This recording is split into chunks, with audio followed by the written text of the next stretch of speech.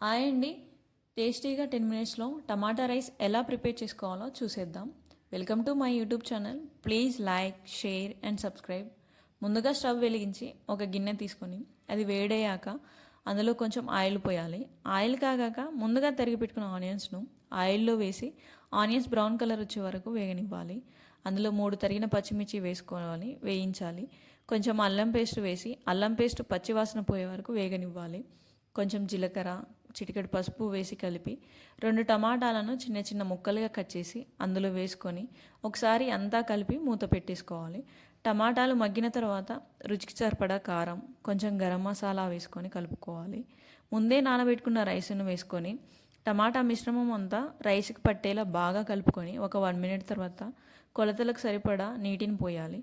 నేను 2 గ్లాసుల రైస్ తీసుకున్నాను. దానికి 4 గ్లాసుల వాటర్ని యాడ్ చేస్తున్నాను. అందులో రుచికి సరిపడా సాల్ట్ వేసుకుంటున్నాను. ఒకసారి అంతా కలిపి మూత పెట్టేసుకోవాలి. ఒక 5 మినిట్స్ తర్వాత చూస్తే రైస్ దగ్గర పడుతుంది. మళ్ళీ ఒకసారి కలిపి 2 మినిట్స్ ఉంచితే సరి టేస్టీ టమాటా రైస్ అనేది రెడీ అయిపోతుంది. ఇంకేముంది, ప్లేట్స్లో సర్వ్ చేసుకొని తినేయడం అంతే. ఈ రెసిపీ వర్క్ చేసే ప్రతి ఒక్కరికి యూస్ అవుతుంది. తొందరగా 10 మినిట్స్లో అయిపోతుంది.